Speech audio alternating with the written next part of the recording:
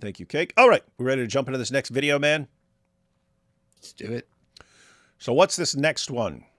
What do we got here? This is so my video got like again, it got like 900,000 views, so it pissed off the Ummah. So they had to respond. And this was them trying to defend that guy's horrible misreading of the Quran to say there's a scientific miracle. And this I was originally going to ignore this, and then I was like, you know, this actually gives me an idea to like do a video showing how the scientific miracles can be proven and why Muslims never use this for some stupid reason. So there's another Muslim. This is a Muslim called Islamic Apex. Say? I don't know. I'm trying to see what his shirt said. Venus? Jesus? Yeah. Jesus. It says Jesus. And it's got a Native American skeleton. What is this, man? Images are haram, dude. Weird sect are you from? Good point. You don't even know the basics. You're going to... All right, here we go. Ready? Mm-hmm. Assalamu alaikum. Watch till the end. Proof that Islam is the truth. So I want you to look at this picture right here. Got everyone see what Dawah has become? It's this and Lily J. This is what Dawah is in 2025. This is a pattern of how the moon moves throughout the sky. And now I want you to look at this picture. This is an old date stock. They look pretty similar, don't they? Uh-huh. Well, according to this verse of the Holy Quran, Allah will cause the moon to move like an old date stock. This is exact proof that Islam is the true. Yeah, Brownie Sadi is actually correct. This is a very good piece of inductive reasoning to prove the religion to be true. This, everyone see this? This is a very good piece of inductive reasoning.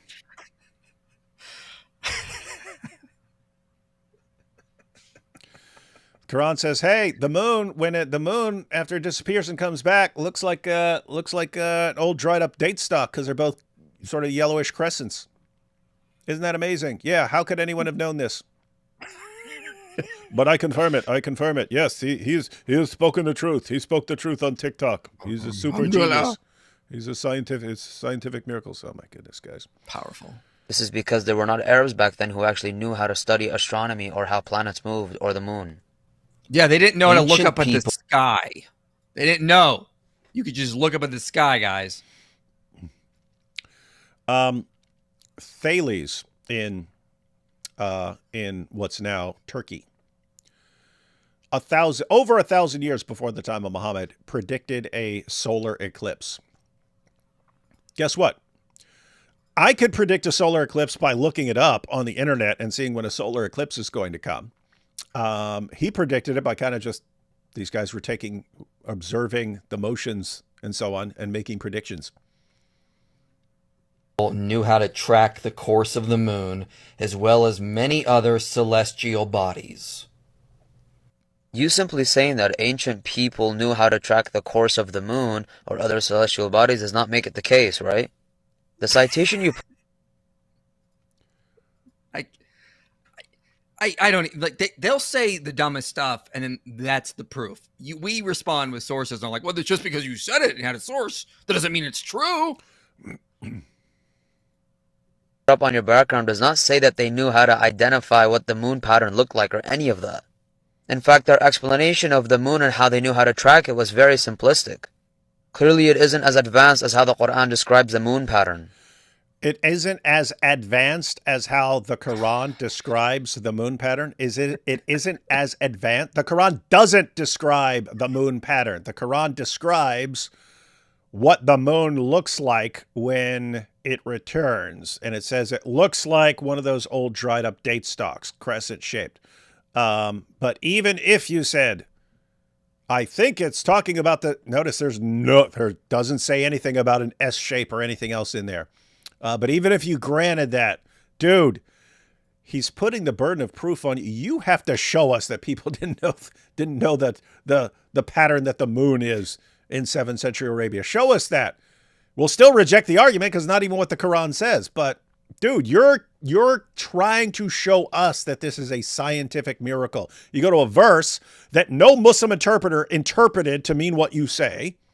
And then you're saying you've got the correct interpretation. Why? Because one of your guys here saw it on a stupid video from 20 years ago before all this stuff was debunked, and you guys don't know any better, and you're just so desperate for anything to confirm your religion, you'll even cling to flat out lies, just complete lies. This is what's supposed to impress us. This is what, oh man, this is mind-blowing. How's this? Dude, the only thing that's mind-blowing is like, how could people be this stupid and deceptive? And how could Muslim Dawah guys think that this is a good idea to spread this nonsense when they're just setting you up for more holes in the narrative? That's the amazing part to us, not, oh my goodness, the Quran says the crescent moon looks kind of like a crescent date palm stalk. Oh my, what's just a proof? Stupid. Oh yeah, the burden is on them. Like again, this is insane. Like he's like, oh, you need to prove that like they didn't know. No. You need to prove that this is actually a scientific miracle. You guys haven't done that. Like, it's crazy the burden of proof that they have. Again, it's the burden is always on us to debunk Islam when they haven't even given us any good evidence to trust Islam. It's insane. Yeah. So if you wanted to show us that this is amazing or miraculous scientific knowledge, one, you have to show, step one, you have to show that the Quran is saying what you're saying and not what 14 centuries of Muslims thought it was saying. You somehow have the amazing understanding, in which case you'd have to wonder, is it even possible that the Quran was clearly talking about that if no one ever got that message? How are you going to say with a straight face, yes, this is what the Quran is clearly saying, when no one ever understood that? So that's one. And then if you show that that is what the Quran is actually saying, you figured it out, you cracked the code, 14 centuries of Muslims, they all got it wrong, but you got it right, you got the correct interpretation, then you have to show us that people couldn't have known this at the time. That's what you need to do to show. You're not doing either one of those, and your entire argument is, trust me, bro. No, we don't trust you. You come from a community, the Dawah community, that is filled with the biggest bunch of liars I have ever seen in my entire life. You are the last. I'm not talking about Muslims in general. There are Muslims that I would trust. You guys, the Dawah guys, you guys could tell me 2 + 2 is 4. I would look it up on paper because that's how big of liars you guys are. All right. Anytime I see them cite a study, I'm like, okay, I got to go read this study. Like, I remember Kenny Bomer citing a study in his debate with Tom Jump. I actually went and read it and found out, yeah, it was, again, total crap. But I mean, like, again, every time I've never seen a Muslim really cite a study and I go read it and then I find, oh yeah, they represented this perfectly. 9 times out of 10, probably 99% of the time, they get something. They're cherry picking it. They're misrepresenting it. They're outright lying about it. I mean, it's usually one of those options. And it's built into the system. So we go through all these Quran verses confirming the Bible. What do? They look for anything they can reinterpret as disconfirming our book and say, see, that's what it's saying. And they throw out everything else. What is that? They cherry pick with their own book. They cherry pick with the Hadith. They cherry pick with their commentators. And now what do? They cherry pick verses that they can twist into saying something scientific. They cherry pick the meaning that completely flies in the face of everything. Then what is this, guys? Dude, if this is how you need to defend your religion and no one can do it better, kind of tells us something about your religion, sport. Not looking good. Yep. All right, let's see what he's got here. Now, the point regarding the celestial bodies is just completely redundant because it has nothing to do with the conversation. We can conclude that, in fact, this is a scientific miracle. Nonetheless, if you want to learn more about... Anyone catch anything that suggests that there's a scientific miracle? No. What do? This is the proof. You saw the other guy. This is the proof. This is the proof. And then, I disagree with IP. So obviously, this is a scientific miracle. This is how they argue. This is meant to deceive stupid, ignorant people who just, oh, he sounds confident, so I'll just go with him. I will trust this bro. Scientific miracles in the Quran. Check out Deen Buddy. They offer a weekly trial in which you can try the app and see if... Wow, Deen Buddy's going to have some scientific miracles. You like it or not. We should check it out. As you can see here, I asked it, can I get a scientific miracle in the Quran? Whoa, we have another scientific miracle. Hang on. Okay, what? Does he read this or is it just on the screen for us? Because I'll read it if he's not going to... He does not read it. No. Okay. Deen Buddy, what's on your mind? Can I get scientific miracles in the Quran? Okay. Deen Buddy says... It's wonderful that you're interested in exploring the scientific aspects mentioned in the Quran. The Quran contains many verses that touch upon various scientific phenomena. Whatever he says, we're going to look it up, guys, and watch Watch what happens when we look up whatever comes after this. Watch what happens. For example, in Surat Al-Anbiya, verse 33, Allah mentions that everything in the universe, including the stars and planets, is in motion. So we're going to go to this verse, and it's going to say everything in the universe, including the stars and planets, is in motion. This aligns with what we know today about the continuous movement and expansion of the universe. Another example is the mention of the development of the human embryo in the Quran, which corresponds to stages of embryology as understood by modern science. No, it roughly corresponds to what the view was in 7th century Arabia, like where they thought you go through a blood clot stage and so on. That's what it corresponds to. No one thinks the Quran is right on blood clot stages and so on. That's not a modern development. But little side note, we're about to look into some of the biological stuff with a later video here. All right, so what do we got? Surah 2133. It's powerful, so powerful. Is it? Is it going to blow our minds? It's going to talk about things floating in orbit. Let's see. 2133. All right, so we're going to see this. We're going to check it out, guys. And I just want everyone to notice, what's the first thing you do when these guys say, hey, there's a verse? First thing you do, look up the verse. Why? They're fans. They don't even have that basic step in mind, right? Oh, he says it's a miracle. It says right there on Deen Buddy it's a miracle, so it must be a miracle. Keep in mind, what are they asking? What are they talking about? What did he request? Scientific miracles. Scientific miracles. See what the verse says. Surah 21, verse 33. And he it is who created the night and the day and the sun and the moon. They float, each in an orbit. What's this talking about? What? They believe that the sun and moon orbit the earth. So is this why doesn't is this it confirmed? Say no, but why doesn't it say the earth and the moon orbit? Why does it say the sun and the moon float in orbit? That seems to be a helio or a geocentric model based on a simple reading of this. Mm-hmm. And where are you getting everything in the universe is in a state of motion? The sun and the moon, they float each in an orbit. The sun and the moon, they float each in an orbit. What were you talking about? He was talking about planets and stuff. Why didn't you say sun and the moon, they float in an orbit? Why? What'd you say planets and stars? What's it say? Sun and moon. Right. Let's go through a couple translations, make sure we're not misunderstanding this. It is he who created the night and the day and the sun and the moon. All, and then look what you have Yusuf Ali do. All the celestial bodies swim along, each in its rounded course. So all the celestial bodies swim along, each in its rounded course. Is that even correct, that every celestial body does that?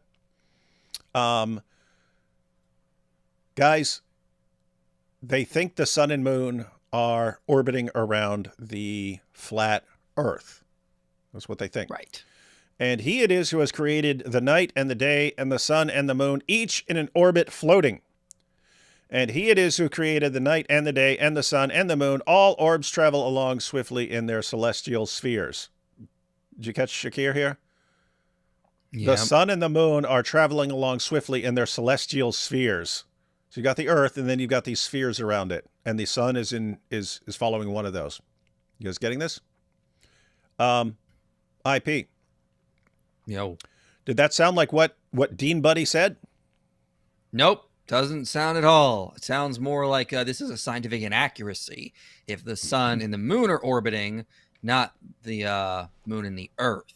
This looks like geocentrism. Yeah, so guys, think about this. So what does the Quran sound like it's saying? It sounds like, hey, the sun and the moon are traveling around. You have other Quran verses that sound like this. It has them sort of chasing each other around, and one cannot catch up to the other, and so on. That's what the Quran sounds like it's saying. Even if you wanted to believe that, even if you said, no, that's correct. I'm a geocentrist and so on. Well, then what would be the miracle? Because what he just said was a common view in the ancient world. So which one is it? Is the Quran actually stating the correct view? If so, where? Or if you want to say, no, what modern science says is wrong and the Quran gets it right, okay, he gave exactly what Muhammad and his companions thought about the universe. So where's the miracle? He just showed, if you want scientific miracles, go to Deen Buddy. That's what he came up with. That was his number one go-to scientific miracle. Look, the sun and the moon are orbiting. What is this religion? If they would just take like a non-concordance view, like, because, you know, like people today will say, yeah, the sun is rising. We don't think when we say that the sun is going around the earth. It's just a common aspect of language. It's the elocution, or it doesn't mean the literal meaning of our words. If they would just say, like, you know, take that, I'd be fine. But they want to say that the Quran contains scientific miracles. Okay, then it's a scientific textbook. Therefore, we get to look at this in its most literal way possible because you made it this, because you set this as the standard. Okay, if this contains scientific miracles, it better be as literal as possible in terms of what it's saying. If you just accept it's a book from Arabia, they're using the common language of the day, fine, but that's not what they're doing. So they have a different view than how we would even view the scriptures, because over and over again, biblical commentators will note, yeah, this isn't a scientific textbook. This is just using common language of the day to describe things. But Muslim apologists want the Quran to be a scientific textbook. So therefore, we're allowed to look at this as literal as possible because of the standard they set for their book, not the standard we have for ours. And guys, if you want to put together what the Quran and the Hadith say about the universe, you get something like this. Down at the bottom, you have some giant fish or whale, and then there's other stuff below that. But you got this giant fish or whale, and then you have 7 flat Earths stacked up like pancakes on top of that. And then you have the sun and the moon, and they're sort of going around that top flat Earth, except you have the sun and it goes down into a pool on one side and then comes out of a different pool on the other side. And then on top of that, you have these 7 huge domes, which are solid and would fall on us if Allah didn't hold them up. And under the lowest dome, that's where the stars are. Okay, so that's what you find if you actually go to the Quran. What did Allah get right there? Apart from there is a sun and there is a moon, he got nothing right. So how is this science? How is this miraculous scientific knowledge? Powerful. It's powerful stuff. Everything they give is deception. Let's see what he says here. If you think that you like the app, you can. Okay, so guys, we read Surah 21, verse 33. And what's it say? In Deen Buddy. So what can we confirm? I have no idea what Deen Buddy is. It's some app or whatever. But guess what? Deen Buddy is a liar program with lies to deceive morons. Surah pretty sure he's trying to sell that, like, more people that sign up, he gets like a cut because he pushes it in a lot of his videos. If you want to pay to be deceived and you really love lies, get Deen Buddy. It'll lie to you all day long. We read the verse. It's talking about what does the verse say? Sun and the moon in their orbits. How do they describe it? Surah Al-Anbiya, verse 33. Allah mentions that everything in the universe, including the stars and planets. Where did it say stars and planets? Is in motion. This aligns with what we know today about the continuous movement and expansion of the universe. Oh my goodness, how could I have known it? Doesn't say one word about any of that. You liar. You liar. And you don't care. You could point all this out to this guy. I guarantee you, I have no idea who this guy is apart from this video. I guarantee you he will not care even slightly. And more so, I guarantee that none of his viewers, whoever his fans are, they won't care at all. It's just understood that it's okay to deceive people to get them to believe in Islam. So they don't see anything wrong with it. And it doesn't affect people's trust in them. This is a sick religion based on deception. But let's go ahead and let him finish here. Got 20-some seconds left. Scientific miracle in the Quran. If you think that you like the app, you can choose to continue and subscribe. And if you don't like it, you can cancel it at any time. Alhamdulillah, that concludes the video. Wow. Make sure to keep Gaza and the people of Palestine in your prayers. Wow. Wassalamu alaikum wa rahmatullahi wa barakatuh. Powerful. Are you Muslims even trying at this point? Yet people will still deny. Gee, I can't imagine why. Yeah, so this is the guy who we were refuting in our video, guys. Wow. What? Like me standing there? That was the most powerful dawah I've ever seen in my life. This is what we're up against, guys. We're in a race. They're racing to see. They believe they can lie to people faster than we can correct the lies. And that's what's going on. We're in a race. They're saying we can lie faster than you could correct our lies. That's what we're doing here.